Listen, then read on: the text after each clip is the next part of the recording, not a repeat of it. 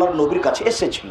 এই মহিলাটা, এই কালো মহিলাটা যেটা হাঁটছে, এসে বলছে, ইয়া রাসূলুল্লাহ, আল্লাহর নবী, ইন্নী উসরে ও আতাকাশাফ, আমি মির্গির রোগে উল্টে পড়ে যাই এবং আমি আমার জামা কাপড় খুলে দিই। ফাদুল্লাহ, আপনি একটু দয়া করে আল্লাহর কাছে দোয়া করবেন আমার জন্য। এই কথা মহিলার দাবি রাসূলের কাছে।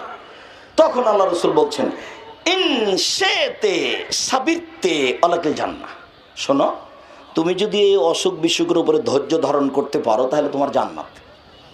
ওয়াইনশাতে আদুল্লাহ, তুমি যদি বলো তো আমি আল্লাহর কাছে দোয়া করব, আল্লাহ তোমাকে ভালো করে দিবে, দেখো কোনটা। তখন মহিলা বলছে, ইন্নী আসবার, ঠিক আছে আমি ধৈর্য ধারণ করলাম, তবে একটু আপনি আল্লাহকে বলেন, আল্লাহ আতাকাশাফ, আমি যেন পরনের কাপড় খুলে না দিই। ফাদা আল্লাহ রাসূলুল্লাহ সাল্লাল্লাহু আলাইহি ওয়াসাল্লাম, তখন আল্লাহ রাসূল তার জন্য দোয়া করলেন।